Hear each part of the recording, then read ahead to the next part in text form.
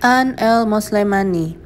Moslemani adalah seorang pendidik dan penulis yang memiliki kontribusi besar pada perkembangan pendidikan Islam di Amerika Serikat.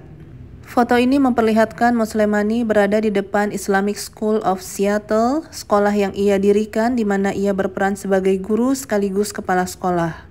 Moslemani mempromosikan pendekatan pembelajaran dengan mengintegrasikan nilai-nilai Islam ke dalam pendidikan. Ia mengkritisi bagaimana umat Islam dulunya merupakan produsen ilmu pengetahuan, sekarang menjadi konsumen ilmu pengetahuan. Sekolah hanya mencetak siswa untuk mencapai kesuksesan finansial, tapi tidak lebih dari itu, tidak didasarkan kepada kecintaan kepada Tuhan. Umat Islam yang dulunya sebagai pencipta sejarah, kini menjadi korban sejarah. Pendidikan Islam seringkali hanya mengajar fakta-fakta tentang Islam, tapi tidak mengajarkan mereka untuk menjadi seorang Muslim. Moslemani menekankan pentingnya membangun kembali pendidikan modern dalam kerangka tauhid. Sebagaimana cendekiawan Muslim pada masa lalu tidak hanya meletakkan pengetahuan dari peradaban lain, tapi menanamkan pengetahuan dengan perspektif Islam.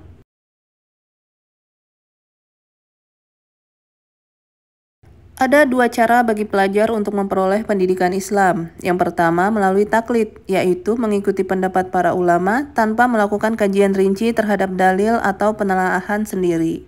Yang kedua melalui tajdid, di mana pengaruh kolonialisme memunculkan persoalan-persoalan modern yang belum dibahas di taklid. Para pelajar mulai menelusuri, membicarakan, berdebat, menulis, dan menyusun pengetahuan melalui ijtihad. Pasca kolonialisme, negara barat mengalami kesejahteraan. Dunia muslim lalu menganggap pendidikan harus superior sehingga agama menjadi tersisih, sekedar bagian dari mata pelajaran lain. Sementara di madrasah, pendidikan agama menekankan hafalan pada teks-teks kuno. Lalu ada sekolah yang berupaya mengkombinasikan pendidikan agama diajarkan dengan gaya madrasah dan subjek lain dengan gaya barat atau sekuler. Namun siswa mengalami kebingungan karena terjadi kontrari, dua realitas berlawanan yang tidak terjawab. Selama 2 abad pendidikan sekuler, dunia Islam tidak mampu menghasilkan generasi sarjana yang mengungguli Barat, bahkan untuk setara dengan keunggulan kreativitas Barat. Keresahan-keresahan inilah yang agaknya menjadi latar belakang gagasan Moslemani untuk mengintegrasikan kembali nilai-nilai Islam ke dalam pendidikan.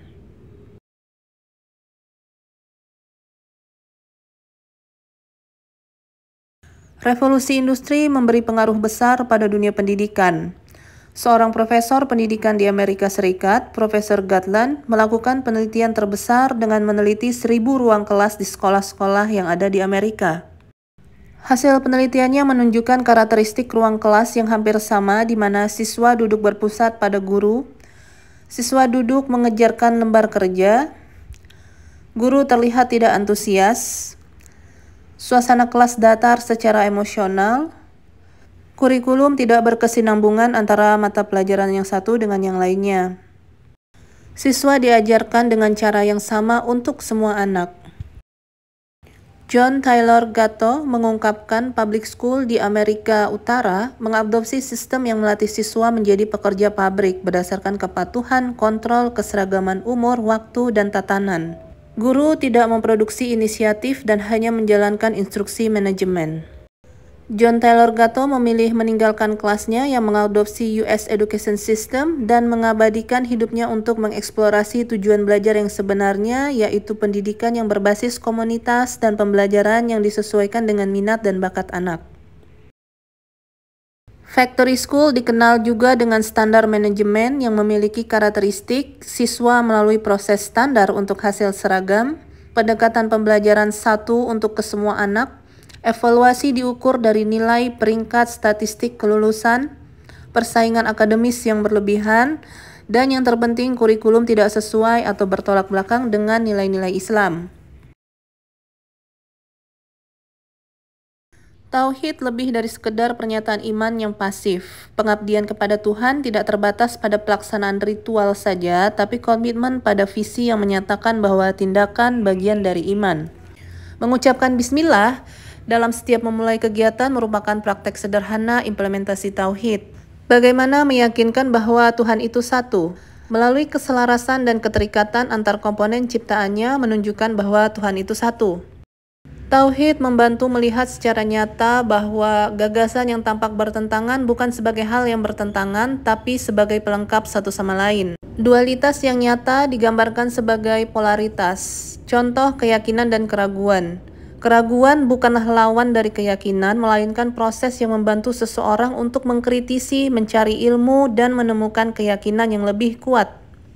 Dasar kosmologi Islam ini ternyata sama dengan konsep yin dan yang ada dalam agama Tiongkok, yaitu dua kekuatan yang tampak bertentangan tapi saling bergantung satu sama lain.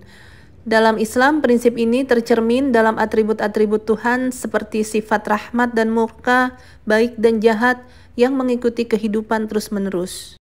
Prinsip keseimbangan dan kesatuan juga tercermin dalam penciptaan Allah di muka bumi. Contohnya, setiap organ tubuh memiliki fungsi masing-masing yang membentuk suatu sistem tubuh yang sempurna. Sel tunggal yang merupakan bagian dari kehidupan yang lebih besar.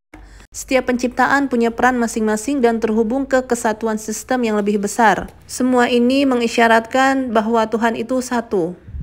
Berangkat dari filosofi bahwasanya setiap komponen memiliki peran masing-masing dan terhubung ke sistem kehidupan yang lebih besar, maka isolasi tidak akan menjawab kebutuhan umat Islam di tengah-tengah komunitas dunia. Betul, kita harus melindungi anak-anak kita dari bahaya alkohol, narkoba, pergaulan bebas. Namun, jangan sampai hal ini menjadi kontraproduktif. Moslemani mengusulkan sekolah Islam yang mengintegrasikan tauhid ke dalam seluruh disiplin ilmunya, dan tidak ada lagi pembelajaran agama Islam secara terpisah. Sehingga dengan demikian peserta non-muslim dapat ikut belajar tanpa merasa terdiskriminasi. Inkubasi siswa dicapai dengan mengenalkan keesaan Allah, ketergantungan kepada Allah sebagai satu-satunya sumber kekuatan. Inkubasi juga dapat dicapai dengan membentuk lingkungan yang multi-etnis, multi-culture, dan ada non-muslim. Hakikat manusia dan tujuan pendidikan yang digagas Moslemani adalah yang pertama mengembangkan fitrah. Manusia adalah makhluk yang diciptakan yang selalu menuju kepada penciptanya atau fitrah. Maka pendidikan harus mengembangkan fitrah manusia, yaitu untuk menyembah Tuhan yang satu. Keyakinan dan kebergantungan akan keesaan Tuhan harus diintegrasikan ke dalam pendidikan untuk menjadi sumber kekuatan utama peserta didik. Kedua, manusia merupakan satu makhluk bagian dari sistem kehidupan yang lebih besar, utuh, seimbang, dan harmoni. Maka pendidikan diarahkan kepada konsep kesatuan, nilai-nilai keadilan, keseimbangan, dan kolaborasi. Pendidikan harus memberi ruang refleksi untuk mengapresiasi keterkaitan antara ciptaan Allah sebagai satu kesatuan yang saling melengkapi. Pendidikan harus mempersiapkan anak untuk mengambil peran di dunia yang lebih besar dan berpusat pada Tuhan. Yang ketiga, manusia adalah makhluk yang berada di antara dualitas baik dan buruk, yakin dan ragu. Maka pendidikan harus memberi ruang bagi kesalahan dan keraguan untuk mendorong proses belajar menuju keyakinan dan kebaikan. Pendidikan harus menyajikan sudut pandang yang luas tentang keseimbangan, keadilan, kesatuan Tuhan yang meliputi dimensi intelektual, spiritual, emosional, fisik untuk mencapai kebijaksanaan. Yang terakhir, manusia adalah makhluk yang memiliki keunikan dan kompetensi masing-masing sesuai dengan tugas dan perannya dari bagian sistem penciptaan yang kompleks. Maka pendidikan harus diarahkan berpusat pada siswa, cara belajar yang sesuai dengan kebutuhan masing-masing siswa, eksplorasi minat, potensi, bakat yang relevan dengan kehidupan mereka.